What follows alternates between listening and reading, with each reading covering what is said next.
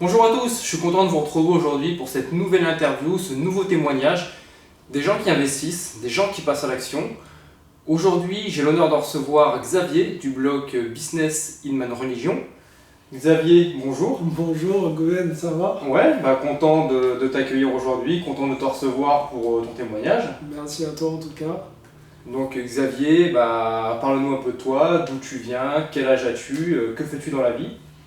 Alors, moi je m'appelle Xavier, comme Gwen vous l'a dit. J'ai 31 ans, je suis prothésiste dentaire de profession D'accord. et je m'intéresse beaucoup à l'investissement.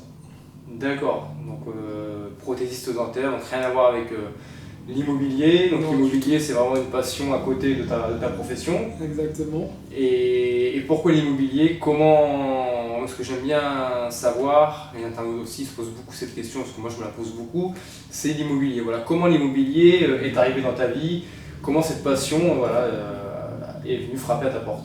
Alors c'est tout bête, c'est-à-dire que depuis petit, franchement, j'ai toujours été intéressé par le business d'une manière générale. D'accord. Et surtout sur la fameuse question comment devenir riche. Donc, tout bêtement, j'ai tapé sur internet comment devenir riche. Et suite à ça, on tombe sur pas mal de personnes comme Donald Trump, des personnes qui sont riches et qui se sont enrichies en partie avec l'immobilier. D'accord. Donc déjà ça m'avait mis la puce à l'oreille. Donc t'avais pas, parce que tu as quand même une bonne situation professionnelle, prothésiste dentaire, mais tu n'en avais pas assez, tu voulais atteindre un niveau au-dessus ou gagner ta vie différemment, quoi. Donc en fait, là, c'était pas spécialement une histoire d'argent, mais plutôt une histoire de temps. D'accord. Ce qui m'a aussi amené vers cette voie, en tout cas vers l'immobilier. C'est-à-dire que je sais qu'il y a des gens qui travaillent énormément et qui font du 20 000, 30 000 euros par mois et parfois plus. Mais ils passent leur vie au travail. Ouais. Et moi, c'est pas un concept qui me plaît spéciaalement. D'accord. Je voulais... C'est pas non, dans ta philosophie du de tout. vie, quoi. Je veux plutôt faire l'inverse, c'est-à-dire toucher peut-être cette même somme, mais en travaillant beaucoup moins, mais en travaillant intelligemment. Ce qui s'appelle travailler petit et gagner gros. Exactement. D'où l'idée de l'immobilier et qui était, c'est pour moi, son bon effet de levier pour atteindre ses objectifs si c'est bien fait. D'accord. Alors rapidement, comment as-tu commencé à t'intéresser dans l'immobilier, dans ce monde de l'immobilier? T'as lu des livres, t'as assisté à des conférences, des séminaires, t'as surfé sur internet pour voir les blogs, voir ce qui se faisait, comment... Alors moi, ce qui s'est passé en fait, c'est que j'ai beaucoup lu. Oui. J'ai lu pas mal de livres sur l'immobilier. J'ai eu l'occasion aussi, par la suite, un peu plus tard, quand j'avais déjà investi, d'avoir la chance de tomber sur ton bouquin. D'accord. Donc c'est quelque chose, en fait c'est un bouquin aussi qui m'a beaucoup inspiré, qui m'a, on va dire, convaincu dans mes choix. Je me suis D'accord. dit, oui, c'est ça, c'est la bonne C'était direction. un fait supplémentaire Voilà, parmi tant d'autres qui t'a dit... Exactement. Voilà. C'est-à-dire, je pense que quand on commence à investir au tout début, parfois on doute. Surtout, dans mon cas, j'étais par exemple le seul de la famille à investir vraiment de la façon dont je l'ai fait. Je vais revenir dessus tout à l'heure. Du coup, c'était pour moi quelque chose d'assez risqué, entre guillemets. Je me suis dit, si je me loupe, personne ne va me louper. Ouais, surtout ta famille qui n'était pas forcément d'accord au début, voilà. voilà. Ton projet, ouais. Voilà. Donc c'est un peu ça. Donc le fait de lire beaucoup, de regarder aussi sur les blogs, ça aussi ça m'a beaucoup aidé puisque les blogueurs sont des gens comme nous et on se rend compte que il l'a fait. S'il a fait, Ils sont souvent partis de zéro, qui ont investi, Exactement. qui ont osé investir et qui font du blogging pour raconter leur passion, pour raconter des faits réels et Exactement. tout ça, ça motive. C'est un discours qui va avec nos envies, avec nos projets. C'est un discours positif, on s'aperçoit que les gens vont dans le même chemin que nous Bien sûr. et on se dit surtout, eux ils l'ont fait. Ouais, Pourquoi pas s'il moi en fait, voilà. C'est tout con, c'est tout con. C'est un peu ça. C'est-à-dire que moi je me mets pas de barrière en tout cas. Et t'as bien raison. Et c'est pour ça aussi que je me suis dit, vas-y, maintenant lance-toi. Donc maintenant, on a fini la formation, c'est bon, je me suis formé, j'ai vu que je pouvais réussir, que d'autres ont réussi. Alors maintenant, explique-nous voilà, quel a été le point de départ de tes investissements. À quel âge tu as commencé à investir, dans quoi tu as investi? D'accord. En fait, déjà, j'ai pris un an avant d'investir alors que j'étais déjà prêt. Ouais. C'est-à-dire, je m'étais bien formé, j'avais lu suffisamment de choses pour pouvoir me lancer. Ouais. Mais j'étais dans la recherche du mouton à 5 pattes, quoi. Je voulais absolument voir le bien vu sur mer, alors que je suis à Paris. Donc Paris, 8e arrondissement. voilà, donc c'est pas possible. C'est pas possible.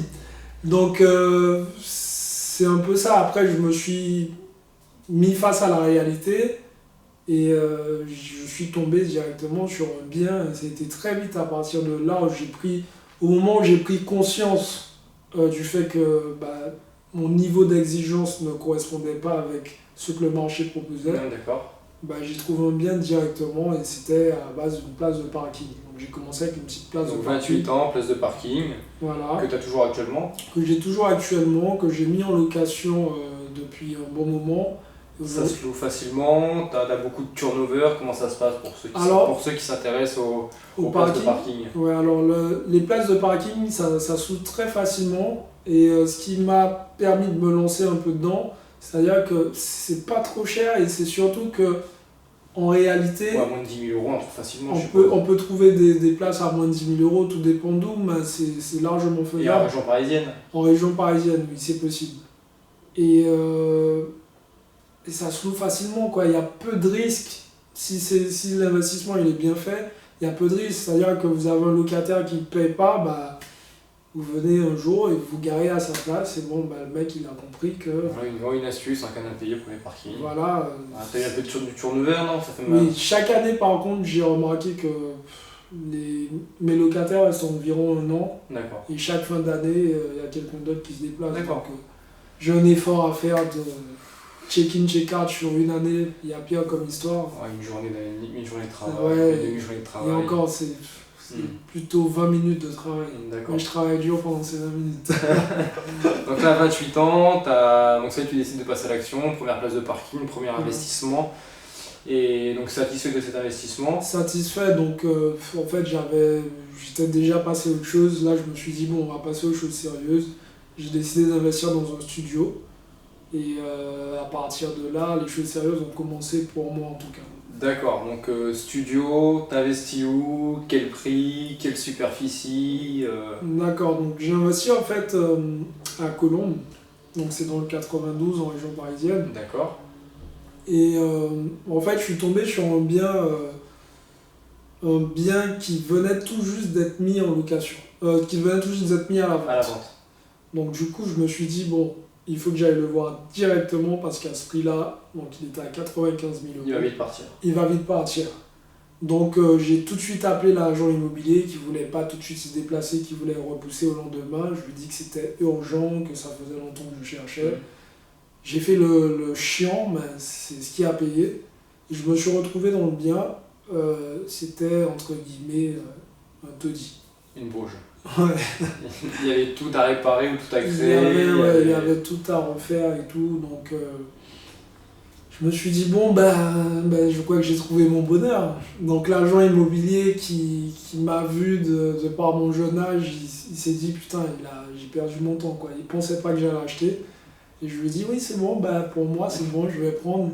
J'ai le coup de cœur, c'est magnifique. Voilà, c'est un peu ça. Il m'a regardé un peu bizarrement, il m'a dit mais vous y connaissez en travaux, vous avez déjà fait des travaux? Et j'ai fait non, c'est bon. Quelle superficie le logement? Alors en superficie on a 40 mètres carrés. 40 mètres carrés, donc c'est un studio. Donc, c'est pas non plus, ça reste des travaux qui sont abordables même pour ceux qui n'y connaissent pas grand chose. C'est pas non plus une maison, c'est pas non plus du 100, 150, 200 mètres carrés. Ouais. Ça reste du 40 mètres carrés. Donc des travaux d'ailleurs que tu décides de faire comment? Tu fais appel à un artisan, tu fais appel à des amis, ta famille, toi tout seul? Oui, j'ai fait appel à des artisans qui m'ont fait des devis et tout. Les devis étaient excessivement chers. Donc, et là, ça rentrait plus dans ton budget. Si tu veux, ce que j'ai gagné à l'achat, ouais, tu le perdais. Je le perdais avec des mecs qui me faisaient soi-disant des prestations hors normes. mais je savais très bien que c'était trop cher. Mais bon, quand on achète et qu'on passe par la banque, on a besoin de devis pour les travaux. Tout à fait. Donc voilà, j'avais franchi cette étape, j'ai eu mes devis. Et puis après, avec les amis et la famille, on a décidé de prendre en main les travaux. Donc tu as fait un pré-travaux pour ce bien. Exactement. Un pré-travaux que tu as inclus directement dans ton prêt. Exactement. Voilà, donc ça c'est le gros avantage quand on fait des travaux, essayez de l'inclure dans votre prêt. D'une part, l'avantage c'est que le prêt, généralement vous le prenez sur 15-20 ans, donc les travaux, vous les prendrez aussi sur 15-20 ans, et ils seront inclus dans le prêt, donc vous pourrez déduire de ces travaux les intérêts. Parce que si vous faites un prêt à la consommation à côté ou un prêt de travaux à côté, vous ne pouvez pas déduire les intérêts, et généralement un prêt de travaux, c'est 5 ans et 10 ans grand maximum. Mais généralement c'est du 5 ans, que là le fait de l'inclure dans le prêt immobilier, ça vous coûte beaucoup moins cher et vous l'étalez beaucoup plus facilement pour votre trésorerie, c'est beaucoup plus souple de faire votre prêt-travaux, d'inclure votre prêt-travaux dans le prêt immobilier. Exactement, je suis entièrement d'accord avec toi. Et du coup, qu'est-ce qui s'est passé? Voilà, j'ai commencé les travaux. T'as mis combien de temps à faire les travaux? J'ai mis 1 mois à faire les travaux. Donc relativement rapide. Ouais, c'était rapide et surtout que, en vrai, je travaillais, donc forcément, je n'allais pas aussi vite que si j'avais mes journées pleines. Voilà, et après cet appartement aussi, il fallait que tu le remettes en location. Exactement, donc j'avais une deadline, moi je voulais le louer le plus rapidement possible. J'avais cette deadline où je voulais la respecter. Et puis j'ai pu la respecter. Bon, j'ai dépassé d'une semaine puisque je m'étais fixé une date. Oui, il y a toujours les imprévus. Mais il y a toujours des imprévus. Les imprévus, ça coûte toujours de l'argent, ça coûte toujours du temps. Mais voilà, il y a toujours le fameux facteur imprévu qui est là dans notre vie, faut faire avec, c'est comme ça. Donc là, c'est donc 28 ans, place de parking, premier studio. Ouais. Ensuite, t'en es où? T'en es où après cet achat? Donc il est mis en location, les travaux sont finis, il est mis en location. Ouais. Et tu t'orientes comment vers l'immobilier? Tu veux continuer, t'arrêter? Comment t'en es à ce moment-là? T'en es où à ce moment-là? Alors comme j'avais réussi ma première opération, je voulais pas me dire ça y est, tu es un grand investisseur, donc maintenant c'est bon. Donc j'ai vraiment fait attention à la suite des événements. Donc du coup j'ai pris le temps de chercher encore une fois le mouton à 5 pattes, que je n'ai toujours pas trouvé. Et voilà, j'ai pas trouvé de bien qui me correspondait, donc j'avais quand même compris au niveau des exigences qu'il fallait que je les revoie à la baisse, mais je cherchais quand même une bonne affaire. D'accord. Donc ça c'était vraiment important pour moi, je voulais pas acheter juste pour acheter. D'accord, tout à fait. Donc c'est ce qu'on investit, c'est ce qu'on recherche. Voilà. La meilleure rentabilité, le meilleur bien, exactement. la perle rare. Effectivement. Et qu'on trouve tout le temps, en cherchant. Oui, en cherchant on trouve. Tout à fait. Des fois il faut être patient. Donc, en attendant, je voulais partager mon expérience. Donc du coup j'ai créé le blog Business is my religion. D'accord, donc l'année qui suit tout ça, voilà, tu commences à vouloir faire des vidéos, vouloir faire un blog, au moins créer un blog pour partager ton expérience aux internautes. Après t'être bien renseigné, après avoir investi, maintenant tu as envie d'être de léguer petit à petit ton savoir. Exactement, parce qu'au moment où j'ai fait tout ça, à l'époque il n'y avait pas autant d'informations comme on peut trouver aujourd'hui. Sur la façon d'investir. Il y avait quelques blogueurs qui étaient en tête de liste, mais sans plus. Donc voilà, je me suis dit que y a des gens comme moi qui voudront savoir comment faire et les petits détails, quoi. Donc c'est pour ça aussi que j'ai créé ce blog. Donc très bien. Pour juste en revenir, on n'en a pas parlé, ton premier investissement, enfin ton deuxième investissement, ton studio, combien tu remboursais tous les mois? Alors je remboursais 567 € tous les mois. Et tu as réussi à le louer à combien? Enfin, tu le loues à combien actuellement? Il est loué 800 €. 800 €, donc ça couvre, donc c'est même pas une opération blanche, c'est plus que ça, donc ça te couvre largement tous les frais annexes, la taxe foncière, les charges de copropriété ou pas? Charges de copro aussi. Charges de copro, les petits travaux, donc ça couvre vraiment tout, quoi. Ça couvre vraiment tout, c'est une opération rentable, mais je pense que je pense qu'on peut faire mieux. Mais pour au moins, c'est une opération, on peut toujours faire mieux. Ouais. Mais comme je dis, quand vous faites une première opération, c'est l'opération qui doit vous mettre en confiance. C'est une opération qui doit permettre de soit un tremplin pour en faire une deuxième et une troisième. Alors certains s'arrêteront la première, mais pour ceux qui veulent continuer, si vous voulez continuer, c'est compliqué de continuer si vous vous êtes mangé ou ramassé lors de votre première opération. Donc cette première opération, c'est la plus importante pour pouvoir continuer. Donc toi en tout cas, tu as été très satisfait de la rentabilité de cette première opération. Ouais. Donc tu sors un blog où tu racontes ton histoire, ta philosophie de vie, ton état d'esprit que tu as toi envers l'immobilier. Et après, donc la suite, donc déjà un blog en plus de l'immobilier, prothésiste dentaire, donc ça te demande quand même une charge de travail supplémentaire. Effectivement, ouais. Et donc tu t'arrêtes au blogging, tu t'es dit c'est bon, l'immobilier, j'ai fait ma petite expérience, maintenant du blogging, dans quel état d'esprit t'es à nouveau? Alors, bah, toujours dans cet esprit d'investir, puisque c'est vraiment ce qui m'anime. Du coup, j'ai décidé d'investir dans une start-up. D'accord. Une start-up dans le numérique. Donc nouvelle expérience dans le domaine de l'investissement, dans le domaine de l'indépendance, enfin peut-être. Voilà, c'était vraiment le but. En fait, je vois ça vraiment comme planter des petites graines un peu partout et attendre que ça pousse pour récolter les fruits.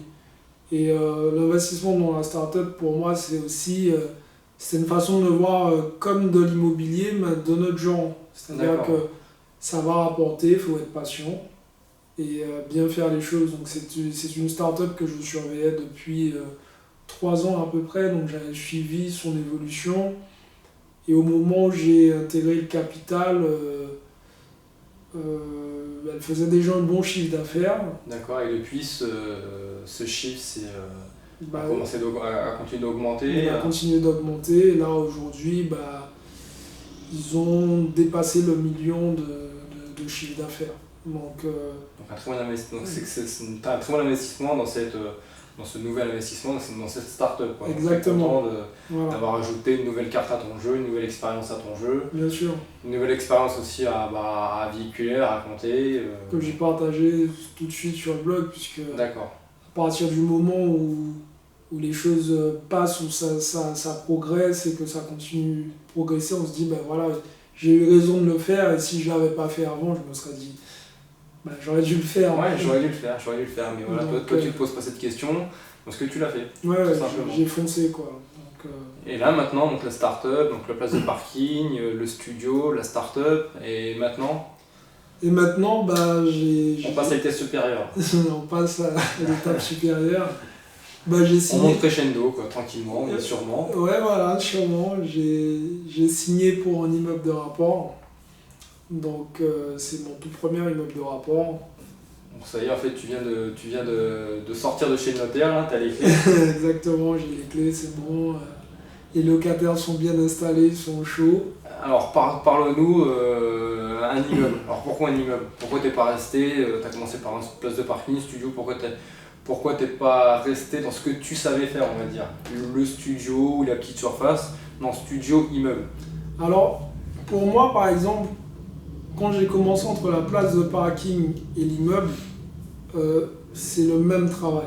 Ouais, c'est-à-dire qu'il faut aller chez le notaire, il faut lire le compromis de vente dans le moindre détail, il faut aller à la banque, il faut faire sa demande de prêt. C'est exactement le même travail, sauf que on a peut-être plus de locataires à gérer. Et le résultat n'est pas le même au final. Et le résultat n'est pas le même. L'acquisition n'est pas la même. Voilà. Donc du coup, je me suis dit, je vais partir sur un immeuble de rapport, comme ça je vais accélérer mon processus vers l'indépendance financière. Très bonne réflexion. Donc voilà, c'est pour ça que j'ai investi dedans. Et pas continuer à faire petit pour gagner petit, hein, voilà. On va faire le même travail que pour le parking, mais on va gagner beaucoup plus gros. Quoi. Exactement. Et du coup, petite anecdote, c'est un immeuble que... Ouais, parle-nous un peu de ton immeuble, de la superficie, comment il est composé, combien tu l'as acheté, combien de loyer tu obtiens, enfin, parle-nous un peu de la rentabilité, parle-nous un peu de tout ça. Ok. En fait, c'est un immeuble qui était en vente à 104 000 €. Donc, c'est pas un immeuble en région parisienne, bien évidemment. Oui, il est situé où d'ailleurs? Il est situé à Lillers, c'est à côté de Lille, à peu près à 45 minutes de Lille. D'accord. Donc voilà, j'ai décidé d'acheter là puisque bah, c'est moins cher dans un premier temps et les rentabilités sont beaucoup plus élevées. Donc comme c'est surtout ce que je recherche, rentabilité et cash flow, donc j'ai pas hésité à me délocaliser parce que je connais aussi un peu le Nord. D'accord, donc tu recharges du cash flow, la rentabilité. Alors maintenant, parle-nous des chiffres. Alors bon, c'est un immeuble qui était à la base à 104 000 euros. Ouais. Donc j'ai négocié au maximum avec l'agent immobilier. Et du coup, j'ai réussi à l'avoir à 92 500 euros, si je ne me trompe pas, quelque chose comme ça. Quelques... Donc 8 000, 12 000 euros plus de 10 000 euros de négociation. Ouais. Sauf que c'est un peu plus de 10 000 euros, beaucoup plus. Puisque c'est 92 000 euros, 92 500 frais de notaire. Frais de notaire inclus. Voilà. Donc ouais, au moins 15 000 euros de négociation. Ouais, voilà. 15 000 euros, tant qu'on est là, on va parler un peu de négociation, puisque tout va autour du sujet. Ça t'est dur la négociation? La négociation, non, pas plus que ça. En fait, il faut poser les bonnes questions. J'ai posé les bonnes questions à l'agent immobilier, depuis combien de temps qu'il était en vente, Ouais. pourquoi le vendeur l'avait mis en vente d'ailleurs. Ah bah, il est très bonne, ouais, quand vous voulez négocier, il faut s'intéresser à tout ça, discuter un maximum, essayer d'aller à la pêche aux informations. L'agent immobilier, généralement, il aura tous les éléments en sa possession, donc n'hésitez pas à le questionner un maximum, justement, pour avoir un maximum de billes et pour pouvoir pour pouvoir négocier le bien le plus facilement possible après. Exactement. Et du coup, en fait, en lui posant toutes ces questions, je me suis rendu compte que ça faisait un petit moment qu'il était sur le marché et que le vendeur ne trouvait pas spécialement quelqu'un pour lui reprendre le bien. Ouais, d'accord. Donc je me suis dit, bon, bah, moi je tente le tout pour le tout. J'ai imposé mon prix avec les frais de notaire inclus.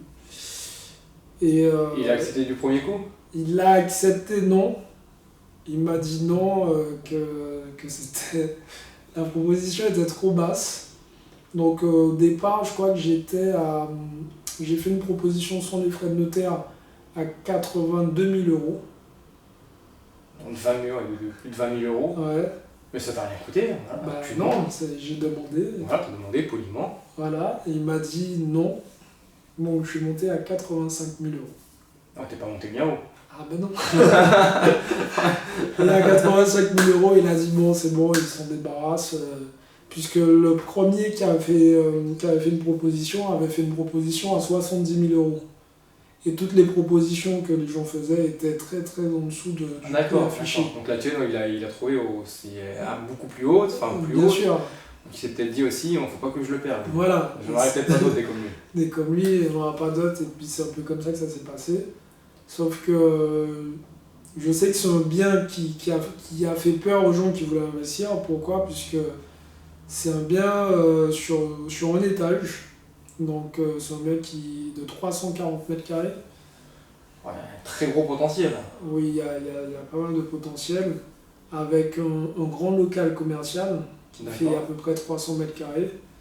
Et 40 mètres à l'étage. Et 40 mètres à l'étage. 40 mètres carrés à l'étage. Donc à l'étage, on trouve quoi? Donc à l'étage, il y a un T1 en duplex. D'accord. Donc qui est en location d'ailleurs. Et ton immeuble que tu as acheté, tout était plein? Quand tu l'as Alors, acheté, oui, ou il était vide? Tout était plein, c'était avec les Déjà, locataires. déjà, ça rassure. Donc voilà, moi j'ai préféré acheter comme ça, puisque premièrement, ça m'a permis de voir l'historique, de savoir si les mecs c'était des bons payeurs, d'accord, ouais. si l'histoire tournait bien, et puis... et surtout de rassurer aussi les organismes bancaires. Voilà, leur dire voilà, il y a déjà un loyer, il y a déjà une rentabilité, il y a déjà du concret tout simplement. Bon, alors après, voilà, si vous voulez acheter un appartement, que ce soit un appartement ou un immeuble vide, s'il est vide, il suffit juste de le faire estimer. Généralement, pour les banques vont vous demander deux ou trois estimations d'agences immobilières, ils prendront les trois et ça leur permettra de faire un calcul, de faire une moyenne et de savoir et de bien connaître la rentabilité. Voilà. Quand ça, c'est quand le bien est vide. Donc voilà, pas de panique s'il est vide. Vous pourrez toujours annoncer des chiffres aux organismes bancaires. Bon, là, dans ton cas, il n'était pas vide, il était plein, donc c'est encore plus facile. Tu as juste à présenter les baux aux organismes bancaires. Ouais. Et au moins, ils ont une preuve par A plus B qu'il y a ça qui rentre tous les mois. C'est exactement ça. Mm. Donc du coup, l'ensemble loué, l'ensemble des deux biens, en tout cas, j'en ai pour 1330 euros de Revenus loyer, locatifs. de revenus locatifs. Ils se décomposent en combien par rapport au local commercial et... Le local commercial, j'en ai pour 900 euros et le reste, c'est pour Pour le studio, pour le T1 duplex. Voilà. Et à la banque, tu rembourses combien, tu m'as dit? Alors j'ai un prêt de 462 euros, quelque chose du style. Tu rembourses 462 euros et en parallèle, tu as plus de 1300 euros de loyer qui rentrent. Exactement. Ah, c'est juste énorme. Ouais, c'est... Donc tu as un cash flow de... Après impôt, quand j'ai tout enlevé, Ouais. je tourne à peu près à 800 euros de cash flow. C'est énorme. Ouais, 800 c'est- euros en c'est plus pas qui mal. rentrent tous les mois. L'avantage des immeubles aussi, un immeuble qui dit aussi plusieurs biens, c'est si vous avez un bien qui n'est pas loué, généralement le second, il y a tellement des bonnes rentabilités sur les immeubles, le second couvre le premier, couvre les mensualités de l'appartement qui est vide. Et toi c'est un peu le cas de toute façon, s'il y en a un des deux qui est pas loué, Bah, moi je me prends même pas la tête. Il y a un qui rembourse l'autre, donc dans tous les cas. toi il t'en suffit que d'un seul pour Voilà. couvrir ton prêt immobilier. Ouais, exactement. Voilà, donc, C'est-à-dire qu'aujourd'hui, en parlant un peu avec l'agent immobilier, il me disait qu'il ne comprenait pas pourquoi les gens n'achetaient pas, ouais. alors que même le T1 couvrait la totalité du prêt. Ouais, Qui a on la va dire que quasi-totalité. le commerce qui est en bas, c'est du bénéfice. C'est du C'est ton bénéfice. cash flow, quoi. Voilà, en gros c'est ça. Mm. Donc, en moyenne, bon, forcément, si vous avez qu'il y a que le T1 qui est loué, bah, je vais peut-être pas m'en sortir aussi bien. Je vais peut-être un petit effort financier de 10-20 euros à mettre tous les mois. Au moins, tu auras quelque chose qui rentrera tous les mois qui te permettra de rembourser ton organisme bancaire. Voilà. Tout à fait, Donc, bien sûr. je me suis dit, le risque, il est minime. Mm. Donc voilà, j'ai foncé et puis ça a donné ça. Bon, bah super. T'as quel âge à ce moment-là? T'as quel âge aujourd'hui? Aujourd'hui, tu viens juste de signer, tu j'ai viens tout juste d'avoir les signé, clés. voilà, j'ai 31 ans. Donc 31 ans, une place de parking, un studio, un blog qui te rapporte tous les mois, Ouais. une start-up qui te rapporte, un immeuble de rapport. Et t'as commencé à 28 ans. T'as commencé à 28 ans et t'as 31 ans. Donc en Ouais. 3 ans, t'as fait 5 piliers différents,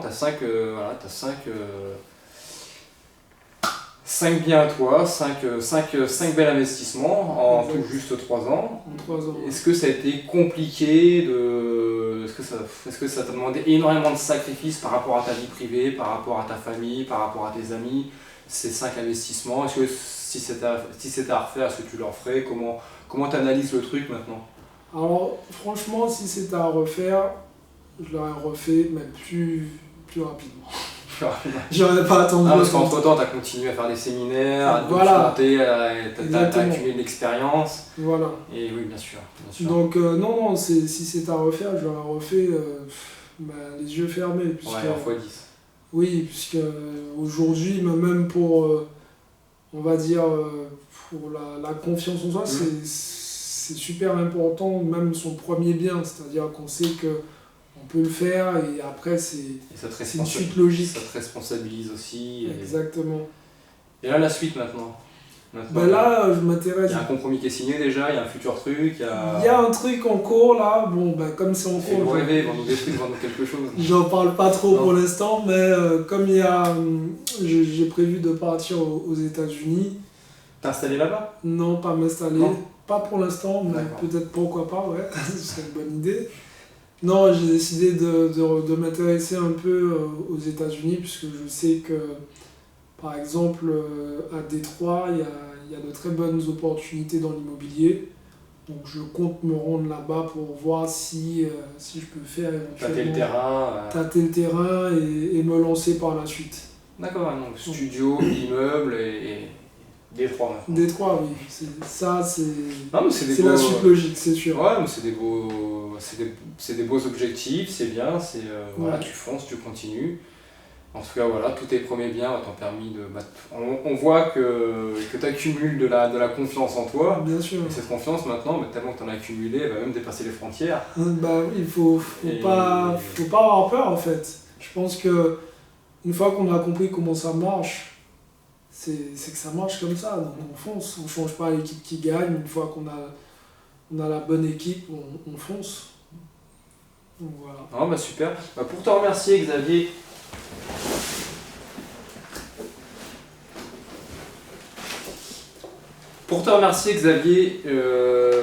d'avoir partagé, au-delà d'avoir partagé ce témoignage aux internautes et de m'en avoir fait part, parce que moi j'ai appris pas mal de choses avec toi, de ton expérience, tout ça. Okay. Je vais t'offrir mon livre, que Merci. je sais que tu as déjà lu, je sais que tu as déjà longuement partagé. Voilà, si tu veux le faire gagner à nouveau, okay, sur ton blog, si un de tes internautes, ceux qui te suivent, voilà, le livre maintenant vous le connaissez. Voilà, c'est mon témoignage, mon histoire dans l'immobilier, comment je me suis constitué un patrimoine de plusieurs millions d'euros avec un salaire de 1 750 € par mois. Voilà, c'est cadeau pour toi, ce sera cadeau pour quelqu'un d'autre, je sais que tu seras un heureux. Et voilà. Donc en tout cas, bon, c'est pas de la publicité, mais pour l'avoir lu, c'est vraiment un livre en tout cas qui m'a beaucoup inspiré. Donc je pense que si vous ne l'avez pas encore lu, vous devez absolument vous le procurer. Parce que c'est comme ça aussi que je me suis formé, c'est en lisant. Et voilà, donc petit message à faire passer.